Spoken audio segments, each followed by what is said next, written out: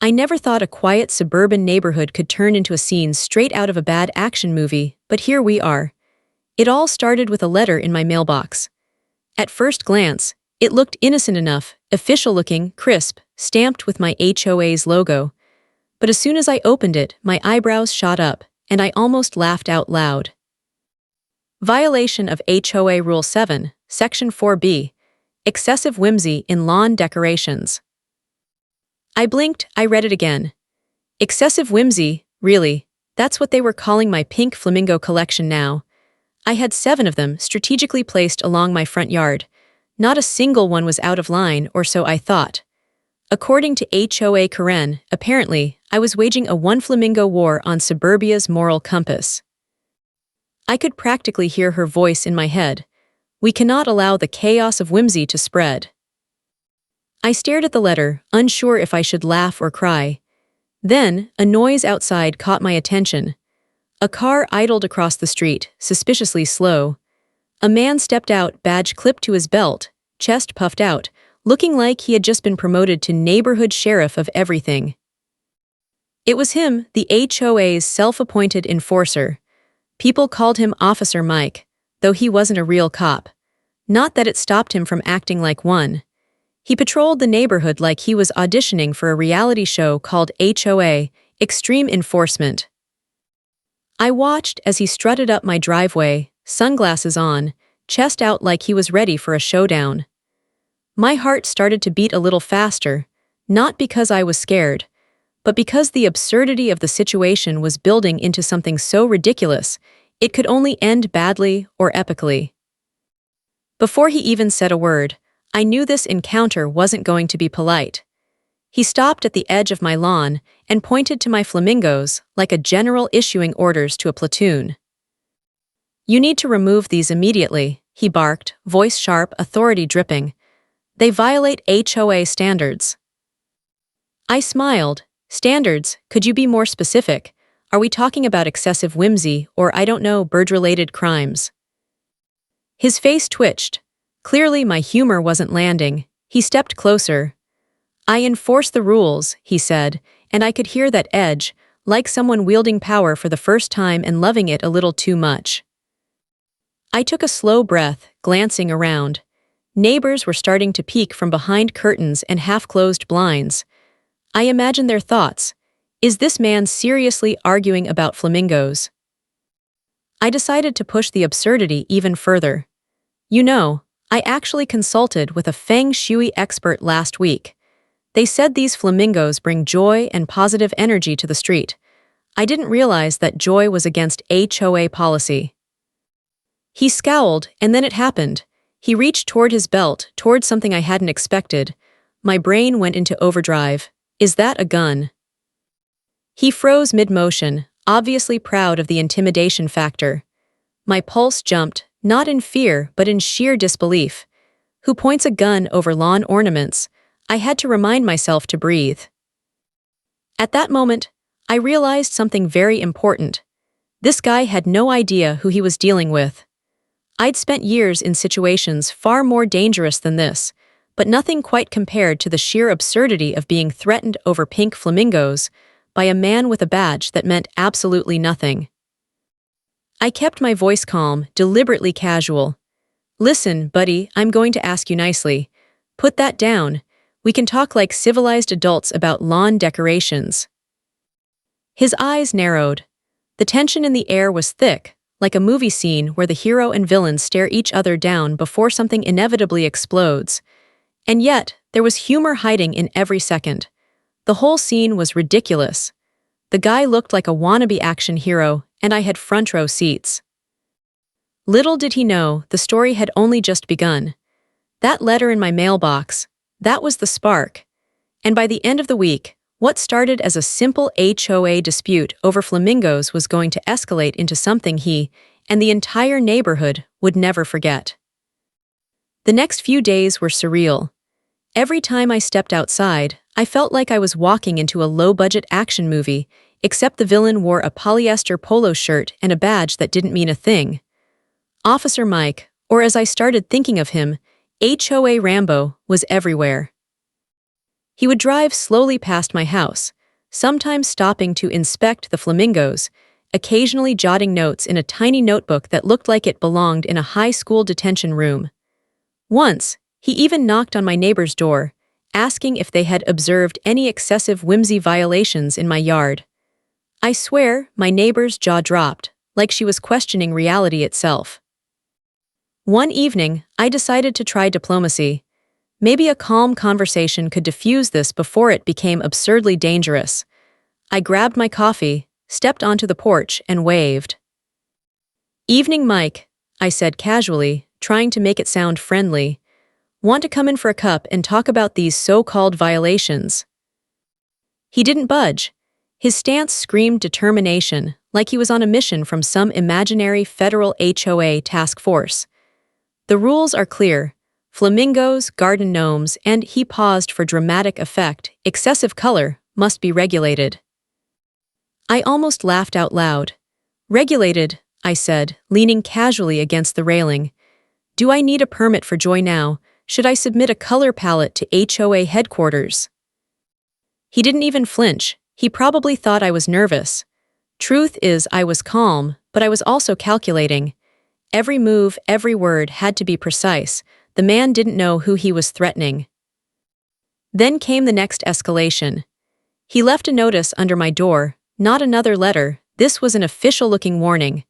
According to him, if the flamingos weren't removed by sunset, he had authorization to escalate enforcement measures.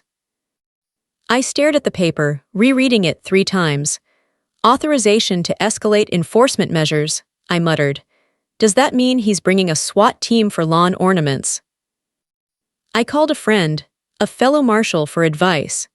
Not because I was scared, but because, well, this situation was ridiculous, and I needed to confirm that I wasn't losing my mind.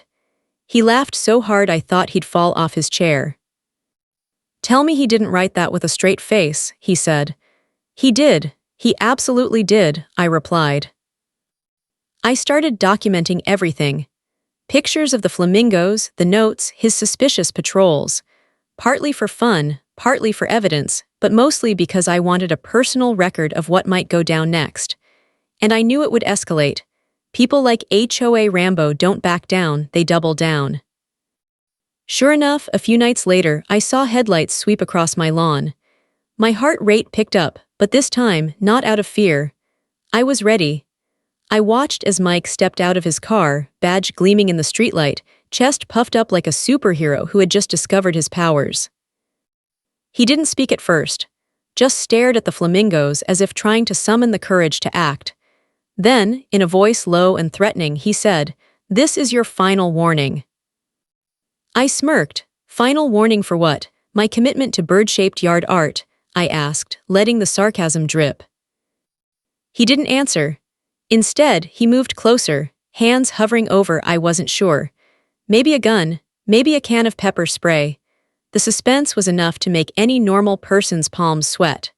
For me, though, it was almost comical, watching someone escalate over something so absurd while clearly unaware of the person standing in front of them. Neighbors peeked out their windows again, whispering, pointing, probably thinking, "Why is this grown man acting like a SWAT team over flamingos?" I realized, at that moment, the situation had reached a tipping point. This wasn't just a silly HOA dispute anymore. It was turning into a full-blown standoff. And one thing was certain.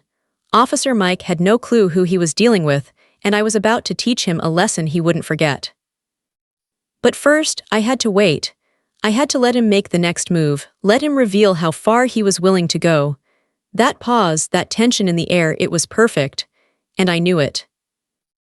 And as I watched him linger, packing like a dog guarding an empty yard, I couldn't help but think, this is going to be one hell of a story. It finally happened, the moment I'd been both dreading and secretly looking forward to. Officer Mike, our HOA cop, had decided it was time to escalate from notes and glances to a full-on confrontation, and he chose my driveway as the stage. He walked up like he owned the place, badge glinting under the afternoon sun. Chest out, chin up, swaggering in the kind of way that only someone who's taken power a little too seriously can. I stepped onto my porch to meet him, keeping my movements calm, casual. "Afternoon," I said with a smile. "Beautiful day, isn't it?" "Don't try to charm me," he snapped. "I'm here about your violations." I raised an eyebrow. "Violations, you mean the flamingos?" He nodded, stern as a drill sergeant.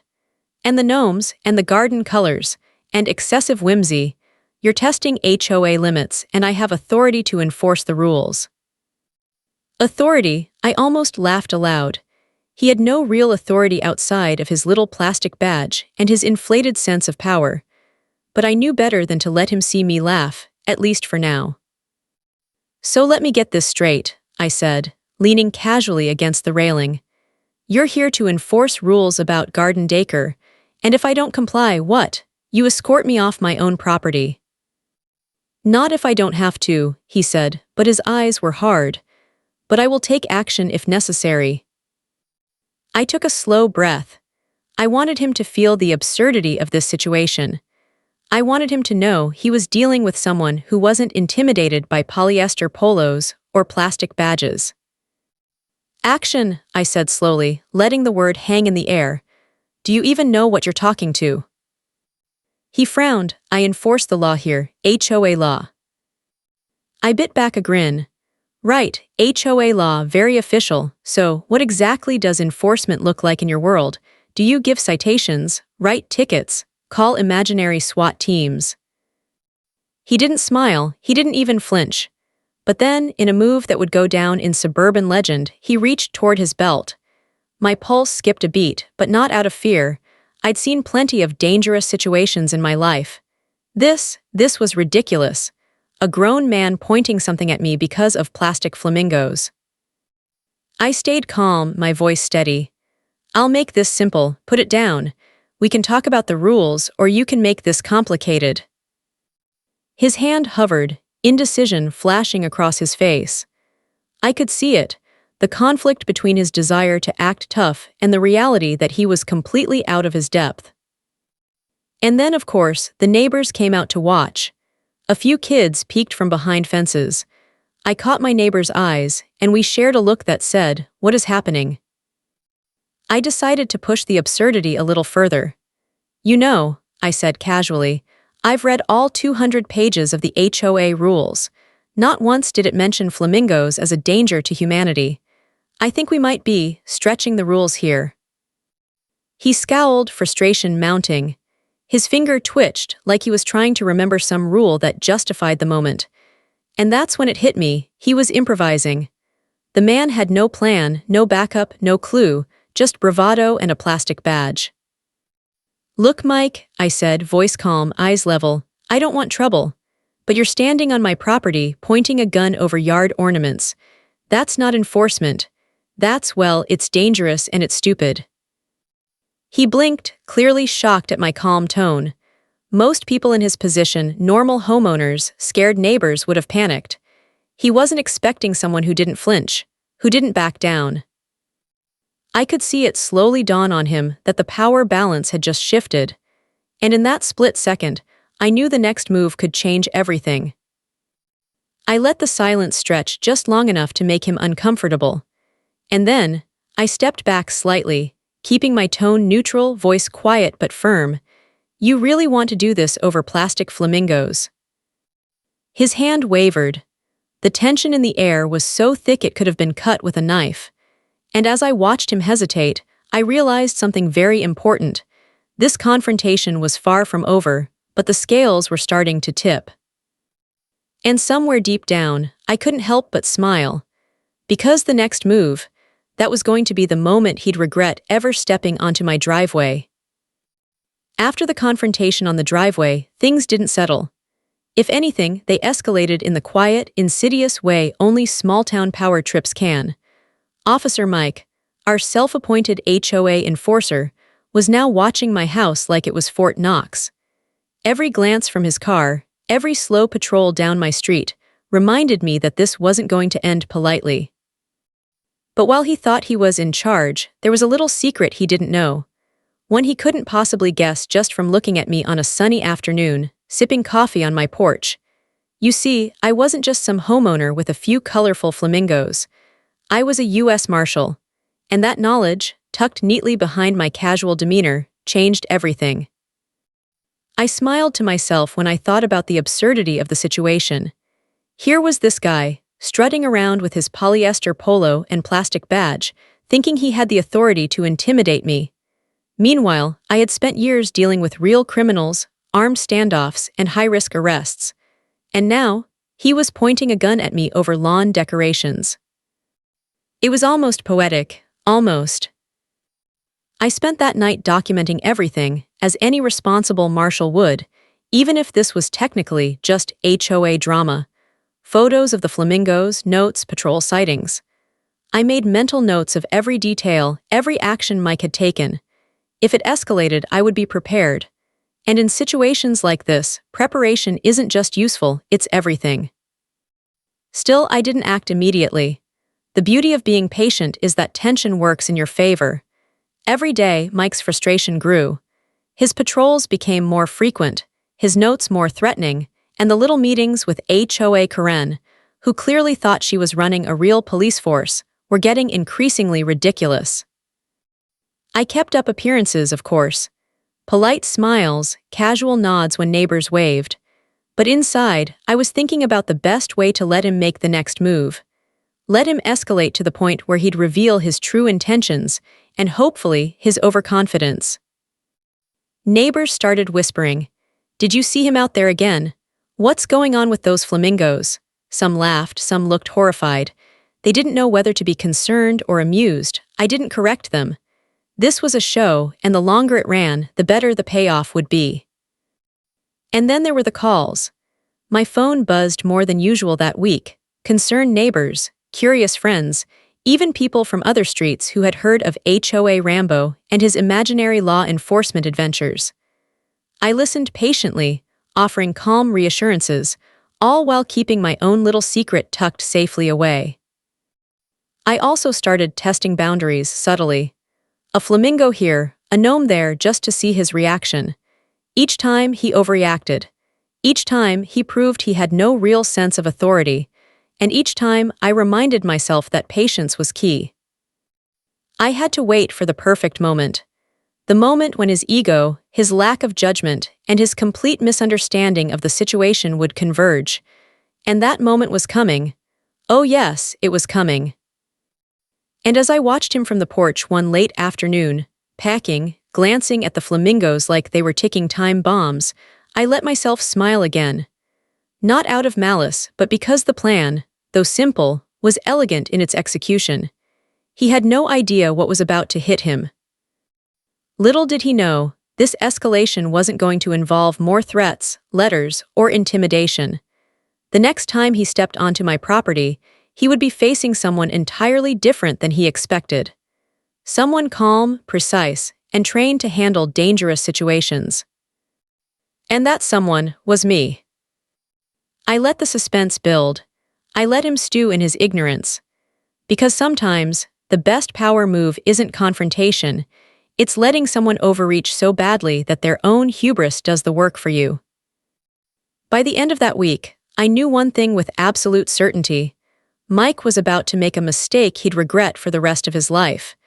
And when he did, he would finally find out that the homeowner he was threatening wasn't just anyone. He was a U.S. Marshal. And the look on his face when he realized it, that was going to be priceless. It finally happened. The moment I had been anticipating, preparing for, and yes, secretly enjoying from a strategic distance.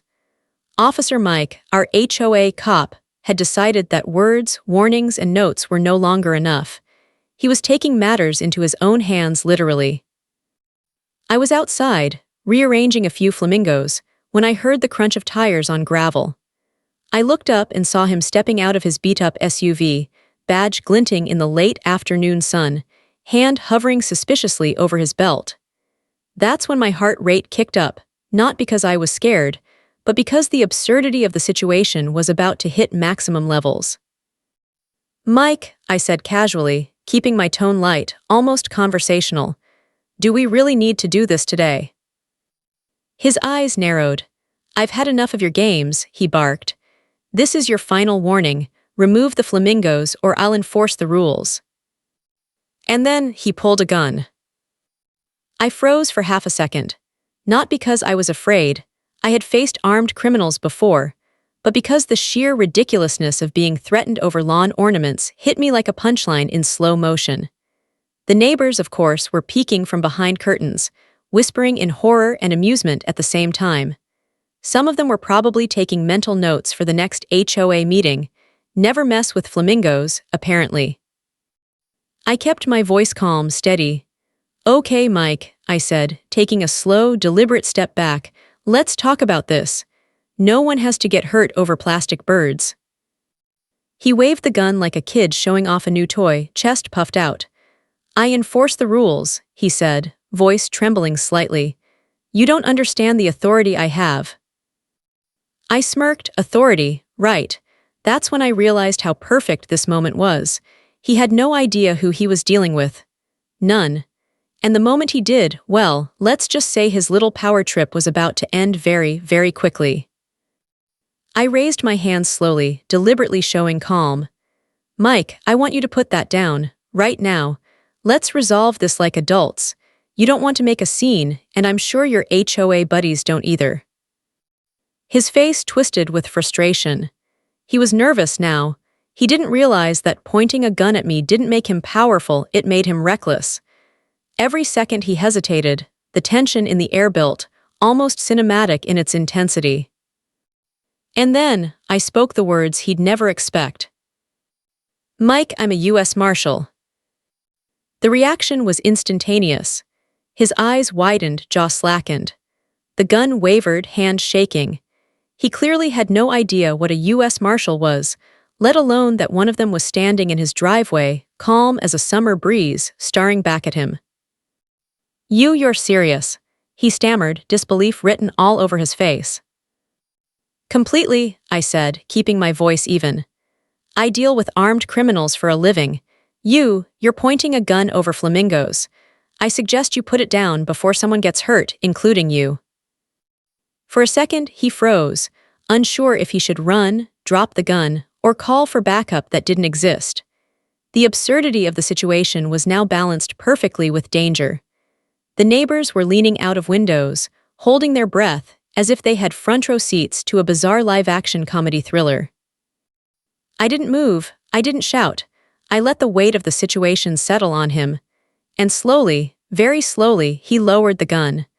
The realization hit him like a ton of bricks. He had just tried to intimidate a U.S. Marshal over flamingos. Stay right there, I said calmly, taking a small step forward. This doesn't need to escalate further, just leave my property and we'll call it a day. He nodded, defeated, mumbling something about misunderstanding and rules. Then, almost as if he had been snapped out of a nightmare, he backed away, got in his car, and drove off, leaving me standing there, flamingos intact, with the adrenaline slowly fatting. I exhaled. Humor bubbled up despite the tension. Only in this neighborhood could someone try to enforce a fake rule with a gun, and fail spectacularly. Only here could a U.S. Marshal have a standoff with HOA law enforcement and live to tell the tale. And as I watched him disappear down the street, I couldn't help but think, the story wasn't over yet. HOA Karen and the rest of the board would want explanations. But for now, the flamingos had won. The street was quiet for a moment, too quiet. The kind of silence that follows a dramatic pause in a movie, right before the chaos hits. Officer Mike had backed away, mumbling apologies that sounded like they belonged in a sitcom rather than a suburban standoff. I lowered my hands, still calm, still in control. But I knew this wasn't over, not by a long shot. HOA Karen and the rest of the board were going to want answers, and they were going to get more than they bargained for. I walked inside, grabbed my phone, and called the HOA president. Karen, I said, keeping my voice polite, almost too sweet, we need to talk. There was a pause on the other end. Then, the sharp, clipped tone I had come to recognize immediately. About what? About Officer Mike, I said, and about the flamingos. She paused again. I could almost hear her calculating, trying to figure out how to frame this as a normal HOA matter. "I don't understand," she said finally. "Let me make it simple," I said, voice calm but firm. "I'm a U.S. Marshal. The man you sent to threaten me with a gun, he just made a very bad decision. And now I need to ensure it doesn't escalate further." The line went quiet, long enough for me to imagine the wheels turning in her head. Then came the panic. "Wait, you're serious, a U.S. Marshal?" "Completely," I said. "And the next time someone tries to enforce a fake rule with a firearm on my property, there will be consequences, legal consequences. You might want to start explaining that to the board." Her voice wobbled, trying to recover authority. "That's not necessary. We will handle it internally." "Good," I said, almost smiling. "Start by making sure Officer Mike doesn't touch my property again, and maybe review the rules about flamingos, gnomes, and excessive whimsy." The effect was instantaneous. Within hours, I started noticing a subtle shift in the neighborhood. Karen was frantically calling board members. Officer Mike stayed in his house, peeking out the blinds like a child caught misbehaving. Neighbors whispered to each other, eyes wide, trying to piece together the story of the marshal who tamed the HOA cop. One neighbor even stopped by my driveway, a little embarrassed. "I heard about what happened," she said, glancing nervously at the flamingos. "Is it safe now?" I laughed softly. "Safe for you, safe for them, safe for everyone," I said, nodding toward the row of plastic flamingos, which now seemed like soldiers standing guard. "Just don't mess with HOA Mike, or Karen. They don't understand boundaries." The humor of the situation wasn't lost on me, even as tension lingered. Here was a neighborhood built on rules, so absurd that someone had actually tried to enforce them with a gun.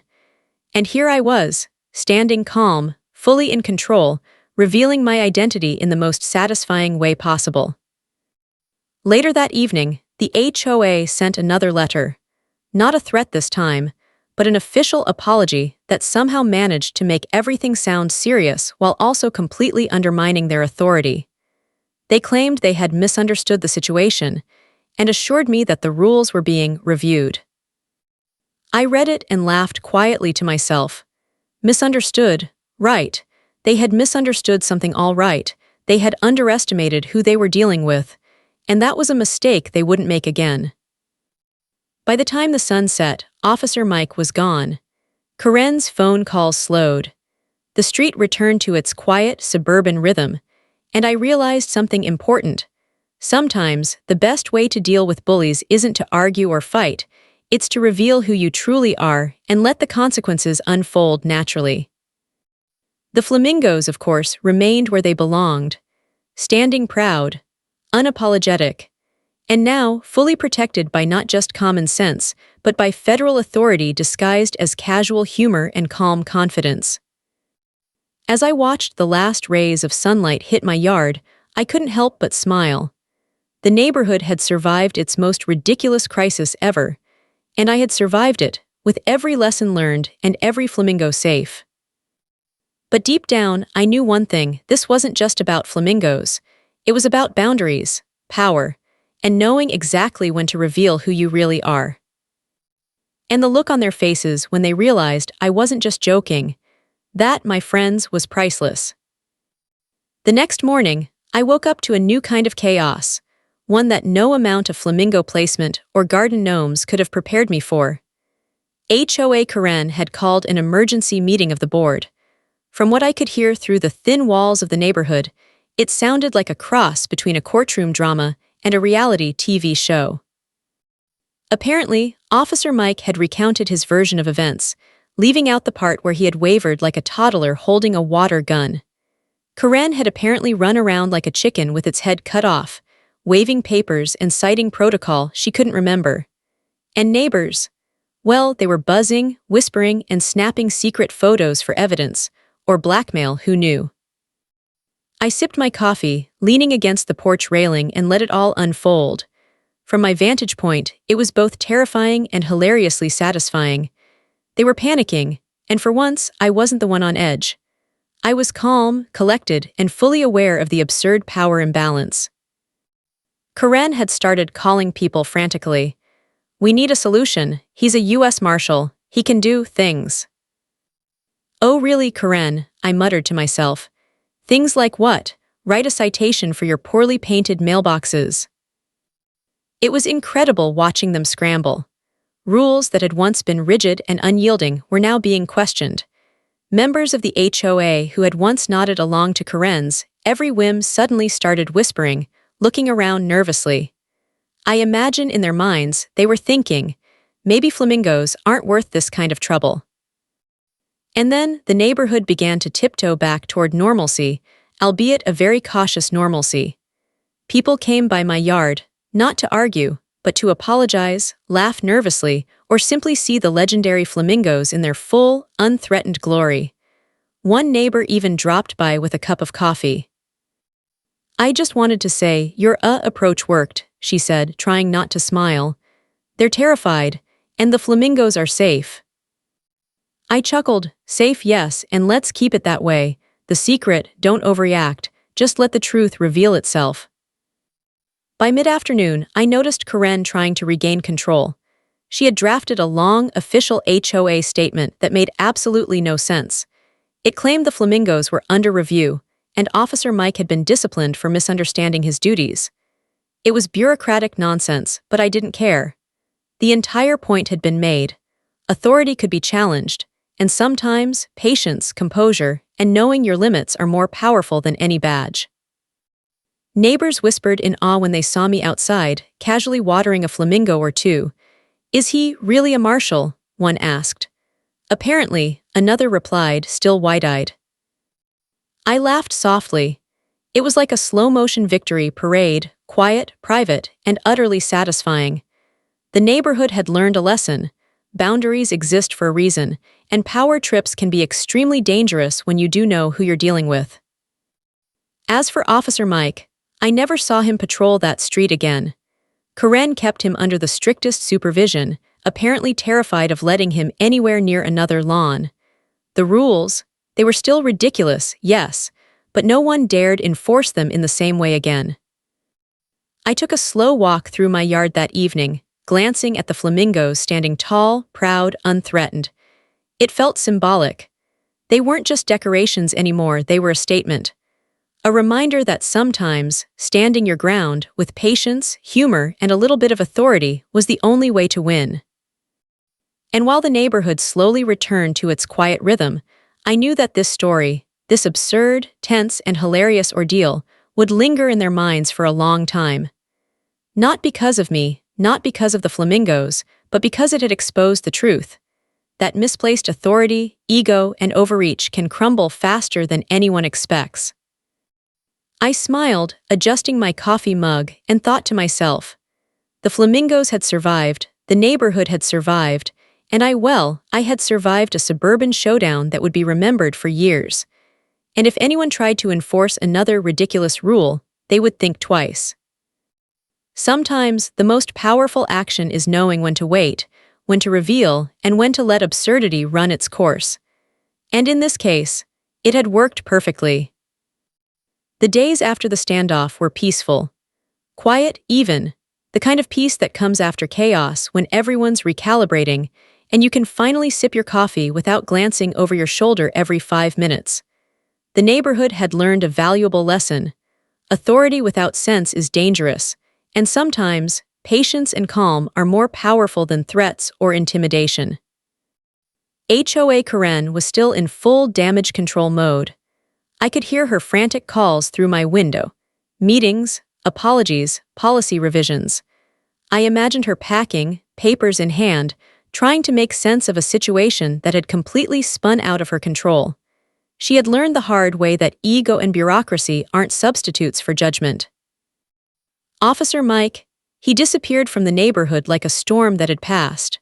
I heard rumors he'd been reassigned, or perhaps quietly told to stick to paperwork that didn't involve guns or flamingos. Either way, the man had learned a very important lesson about limits, and I wasn't about to remind him. Not unless he came back. I took a walk through my yard one evening, my favorite flamingos basking in the soft glow of the setting sun. 7 of them standing tall, proud, and utterly unthreatened. I couldn't help but chuckle. They weren't just decorations anymore, they were symbols of victory. Victory over absurdity, over intimidation, over a system that thought it could scare a U.S. Marshal into compliance.